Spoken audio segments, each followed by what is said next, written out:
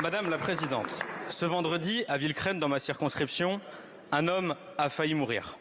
Je l'ai eu au téléphone hier et voici ce qu'il m'a dit. Avant même de me parler de la souffrance et du traumatisme d'avoir reçu un coup de cutter de 15 cm dans sa gorge et après avoir subi des insultes racistes, il m'a dit « Cela fait 3 jours que j'ai subi un crime raciste et que personne ne parle de moi. Mais si jamais moi, Mourad, j'avais été l'agresseur, alors BFM TV et CNews auraient déjà été en bas de ma maison. » Qu'est-ce que cela dit de l'ambiance qui règne actuellement dans notre pays?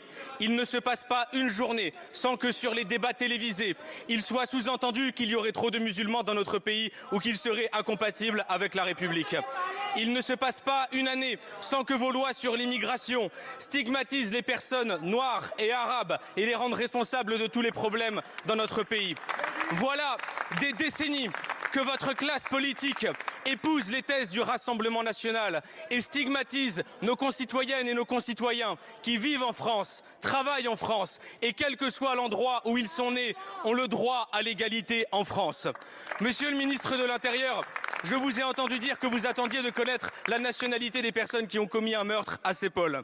Monsieur, vous les ministres, vous les députés macronistes, vous les députés du Rassemblement national, vos mots ont des conséquences, vos lois ont des conséquences.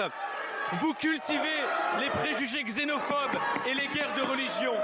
Vous le faites par électoralisme, parfois par conviction. Bientôt arrive la loi immigration, alors je le répète, vos mots auront des conséquences, vos votes auront des conséquences. Quel est votre but, ministres, collègues? Rassembler le pays ou le diviser? Et si vous êtes prêts à le diviser, jusqu'où êtes-vous prêts à aller dans l'abject et dans la violence?